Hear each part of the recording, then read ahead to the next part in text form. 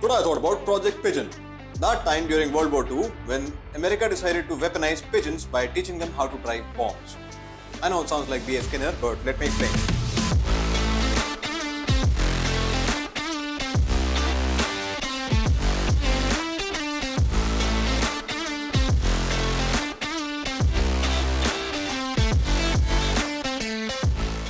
During World War II, almost every country was trying to come up with a super weapon that could end the war, and the American solution to that was always going to be a bomb. The only question was super precise or super destructive. Well, as we all know, America decided to go with the super destructive option. It was a time before electronic guidance systems, and therefore bombs were literally dropped on target. The project's visionary and leader was B.F.Skinner. Every psychology student just muttered, "Of course he was." It involves pigeons and it sounds crazy. So of course, Skinner was involved. Skinner is one of the most famous, if not the most famous, psychologist of all time. He's done all kinds of crazy stuff, but he's most well known for operant conditioning and positive reinforcement. You can simply understand him as a guy who came up with the idea to give you a pet a treat every time they do something you like. So one day, Skinner saw birds fly in formation alongside a train, and he came up with the idea to use pigeons as devices to pilot bombs by making them peck at particular shapes. So he took his idea to the DoD, and they gave him $25,000, which in today's money is roughly $500,000. Granted, that's not a lot of money considering the DoD budget, but pigeons are also very cheap. He developed a nose cone for the missiles that had windows. The windows were covered with a conductive film. The pigeons were bound in what amounts to a straitjacket for birds, or a pigeon sock. Essentially, they put a pigeon in a sock, put it behind the window, and mounted an electrode on its beak.